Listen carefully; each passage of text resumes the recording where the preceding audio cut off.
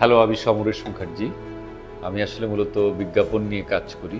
তো ২০১৫-তে ২০১৫-র আ শেষের দিকে আমি ক্যান্সারে আক্রান্ত হই আরকি। আমার টেস্টিকুলার ক্যান্সার।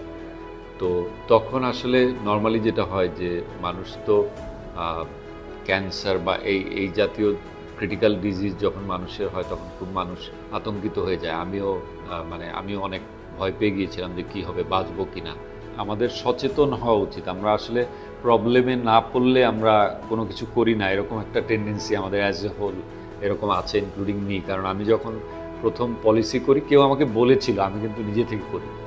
যে বিষয়টা সবচেয়ে বেশি ইন্টারেস্টিং ওই সময় মনে হলো, এটা আমি আর কখনো বীমা নিয়ে শুনি নাই যে আ ৮ টা ক্রিটিক্যাল ডিজিজ এটা যদি কেউ আক্রান্ত হয় এই পলিসির মধ্যে, তাহলে আসলে সে ওইটা থেকে বেনিফিটেড হবে এবং পার্টিকুলার একটা অ্যামাউন্ট পাবে ওই সময়। টাকাটা যখন আসলে হঠাৎ করে অ্যাকাউন্টে ঢুকে গেল, তখন আসলে মেটলাইফের উপরে আমার ১ম ট্রাস্ট ফ্যাক্টরটা 100% হতে শুরু করলো। আমি ট্রাস্ট করতে থাকলাম যে যখন সবচেয়ে বেশি দরকার ছিল টাকাটা, তখন আসলে আমি বেশ ভালো অ্যামাউন্টের টাকাই আমি পেয়ে গেলাম আরকি।